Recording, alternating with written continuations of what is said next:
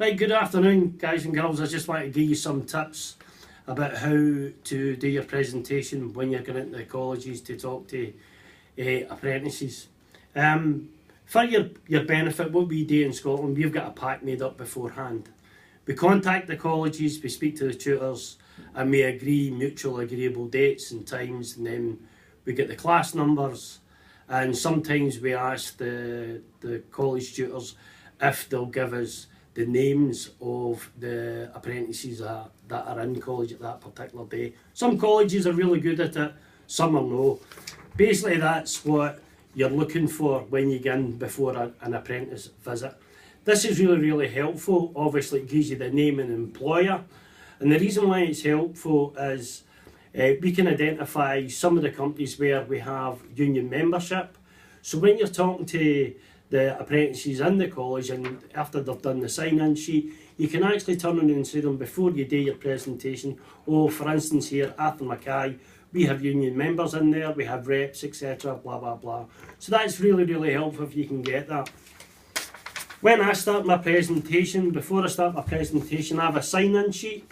So again, it's the name of the college, the date and year I'm attending, so it's going to be first years, their name, their employer, their email address and their contact number. It's just like the first contact agenda. That way you can keep a record of who you've spoken to. You know, you can show it to your team leader, right, I visited this college, 13 apprentices in the class and 13 signed up. So it's good to keep a record. Plus the fact what we do in Scotland is we send them a thank you email for listening to the presentation. Moving on to the pack. We've devised a wee pack in Scotland, right, and I've sent this over to you, Davey. This is just a brief A4, two-sided, tells you the reasons why they should join Unite, and then on the opposite side it tells you the members' benefits. And you can talk about, you know, Unite has the standard agreements for, you know, SEIB, JIB, Nike, SNP, etc, and the national collective agreements. You know, the right to decent welfare and PPE, etc. This is really helpful and handy because, excuse me, when you're telling the apprentices what the union has negotiated, this is a really good guide. So you want to go in and talk about, you know, obviously their pay, which is really important to them, their holidays, which we've guaranteed for them, their right to sickness pay, and obviously their holiday pay as well. And also their working week. Apprentices for 4 years are guaranteed a working week through the agreements of 37.5 hours. The union negotiated that for them. So that's another thing to kind of go in quite deep and get the message across. What I also do is Molten Gambit was I also direct them to the application form. Right, so this is my, after I've got the sign-in sheet, I bring this out and I tell them what I want on it. So the application form itself is standard, we get most members to fill it out. Wee bit different for apprentices down here.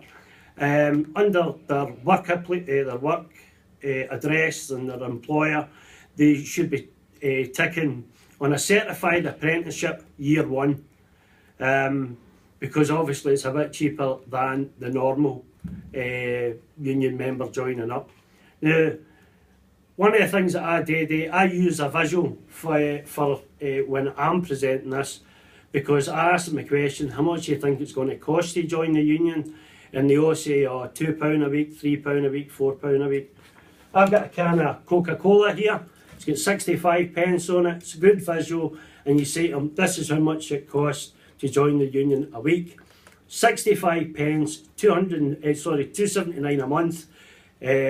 Some Bright Spark will ask you, well, that's only £2.60, so you've got to be a wee bit cute and say to them, well, it's actually £2.79 because some months have 5 weeks in them. But this is a really good visual. Keep hammering this about the 65 pence. At every opportunity during your presentation, go back to the application form. Your presentation should take minimum 10 minutes, maximum 15 minutes.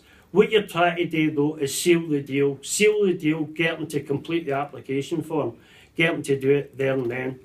You will come across people or apprentices who work for a sole trader. So they maybe work for their uncles, or they might work for their brothers, etc. You just try to impress on them that they too should be union members, because you can't predict what's going to happen in the future. So we're not just looking at the joining the union for the short term, we're looking for them to join in the long term. Part of the other brief that we have here is we have a toolbox that's specially designed for them as well. All you have to do is contact King Dick Tools, and I'll send you the telephone number and email address for that, and order toolboxes for going into either to see the apprentice plumbers and the apprentice electricians. Always try and keep them on board. Make sure you've got the usual, your business card, because some of them will get back to you, and if some of them don't have their bank details with them, then it's what normally I do is I take the application away with me, and then I send them an email or give them a phone call to give me their details. It does work. Sometimes it works about 75%, 25% it doesn't work. But it's all about using our experience to clinch a deal on the day. That's about it. Any other information you need, please don't hesitate to contact myself or Billy or Derek. We're happy to help you. Difference between in the classroom and the workshop? Oh yeah, there's two different rates of pay. Should tell you that, sorry. This is available. Davey, I've sent you this. This is a wage guide for Northern Ireland, right? They get a different rate of pay whilst being in the workshop. That's out in the field. And there's a rate of pay for being at college. There's a bit of a difference. Also in the wage sheet, you'll see that the wage rises are guaranteed from 2017 to 2020. Equates to a 10% rise over 4 years. Never been done in the construction industry before. This is brand new, and it's all done to Unite's negotiations.